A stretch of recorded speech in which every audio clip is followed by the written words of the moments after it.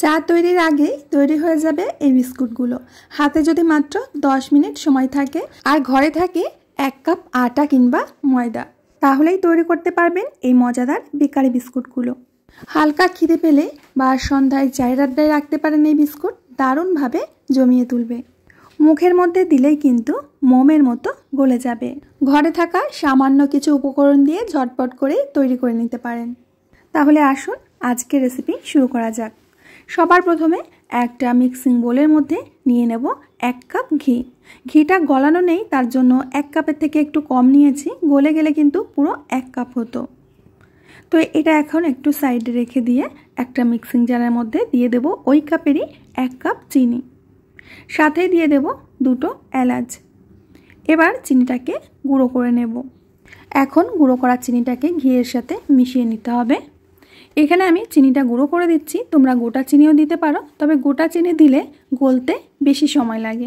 আজকের বিস্কুট বানাতে প্রত্যেকটা সিক্রেট টিপস তোমাদের সাথে শেয়ার করব। টিপসগুলো ফলো করলেই কিন্তু তোমরা একদম পারফেক্ট বিস্কুট তৈরি করতে পারবে। ঘিটাকে চিনির সাথে এমনভাবে ফেটাতে হবে যাতে ফেটাতে ফেটাতে ঘিটা একেবারে হালকা হয়ে যায়, মানে ক্রিমের মতো হয়ে যাবে। আর তোমরা হাতে ফেটানোর পরে বুঝতে পারবে যে কতটা হালকা হয়ে গেছে। মোটামুটি একটু সময় নিয়ে 5 মিনিটের মতো ভালো করে ফেটিয়ে নিতে হবে। তো বন্ধুরা, খুব ভালো করে আমি ফেটিয়ে নিয়েছি, দেখতে পাচ্ছ একেবারে ক্রিমের মতো হয়ে গেছে। এখন যে কাপ মেপে আমি ঘিটা নিয়েছিলাম সেই কাপেরই 2 কাপ ময়দা দিয়ে দিচ্ছি। ময়দার জায়গায় তোমরা আটা দিয়েও বিস্কুটটা তৈরি করতে পারো। হাফ চামচের মতো বেকিং পাউডার দিয়ে দিলাম। বেকিং সোডা কিন্তু দেবে না, বেকিং পাউডার দিতে হবে। খুব ভালো করে ময়দাটাকে চেলে নিচ্ছি। এবার দিয়ে দেবো 1 চামচ ডেজিকেটেড কোকোনাট, এটা না থাকলে স্কিপ করে যেও। আর দিয়ে দেবো 2 চামচ পাউডার মিল্ক, এটা দিলে বিস্কুটের টেস্টটা আরও বেশি ভালো আসে। এবার সমস্ত কিছু খুব ভালো করে মিশিয়ে নেব। প্রথমে আমি চামচ দিয়ে মিশিয়ে নিচ্ছি। বন্ধুরা, আমি তোমাদের রিকোয়েস্ট করছি আজকের এই বিস্কুটের রেসিপিটা তোমরা একবার হলেও বাড়িতে ট্রাই করো, দেখবে যে তোমাদের ভীষণ ভালো লাগবে। একবার বানিয়ে খেলে বাজার থেকে আর বিস্কুট কিনতে ইচ্ছাই করবে না। এখন হালকা হাতে চেপে চেপে আমরা একটা ডো বানিয়ে নেব। এখানে যদি দেখো যে ডোটা বাঁধছে না, মানে এরকম একত্রিত হচ্ছে না, তখন 1 চামচ ঘি দিয়ে দিতে পারো, তবে জল বা দুধ কিছু দিতে যাবে না। দেখো ডোটা আমাদের ঠিক এরকম হয়েছে। এখন একটা কড়াইকে আমি প্রিহিট হতে দিচ্ছি মোটামুটি 5 মিনিটের মতো। যে থালায় আমি বিস্কুটটা তৈরি করব সেই থালার মধ্যে আমি একটুখানি তেল দিয়ে দিচ্ছি। তেলটাকে খুব ভালো করে হাত দিয়ে থালার মধ্যে এইভাবে মেখে দেব। হাতের কাছে বাটার পেপার থাকলে সেটাও দিতে পারো। এখন এখান থেকে অল্প অল্প করে ডো নিয়ে নেব। আমি একটা চামচের সাহায্যে ডোটা মেপে নিচ্ছি, যাতে প্রত্যেকটা বিস্কুট সমান মাপের হয়, না হলে কোনোটা বড় কোনোটা ছোট হয়ে যাবে। হাতের মধ্যে নিয়ে এইভাবে চেপে চেপে প্রথমে গোল করে নেব। তোমরা এই বিস্কুটগুলো তোমাদের পছন্দ মতো বানাতে পারো। আমি একটু লম্বা করে বানিয়ে নিচ্ছি। এইভাবে চেপে চেপে আমি একটা বিস্কুটের শেপ দিয়ে নিচ্ছি।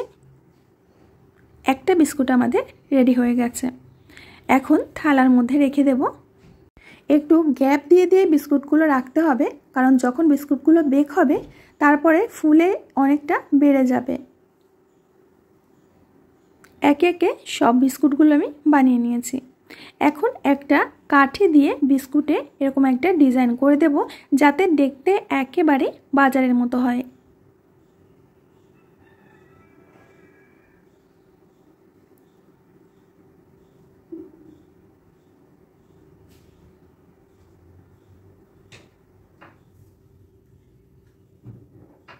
তো বন্ধুরা, দেখতে পাচ্ছ সব বিস্কুটগুলো আমি ফুটো ফুটো করে নিয়েছি।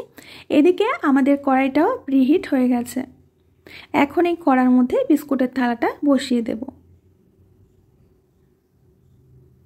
এখন লো টু মিডিয়াম আঁচে বিস্কুটগুলোকে বেক করে নেব 20 মিনিট।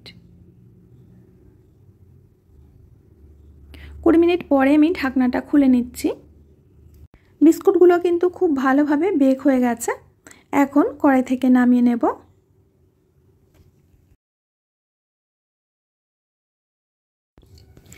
গরম অবস্থায় কিন্তু বিস্কুটগুলো তোলা যাবে না, খুবই নরম থাকে, তখন তুললে বিস্কুটগুলো ভেঙে যাবে। বিস্কুটগুলো ঠান্ডা হবার পর আমি তুলে নিচ্ছি। এই বিস্কুটগুলো খেতে যে এত বেশি টেস্টি হয়, তোমরা যদি না বানিয়ে খাও তাহলে বুঝতেই পারবে না, আর একবার বানালে তোমরা বারবার বানাতে চাইবে।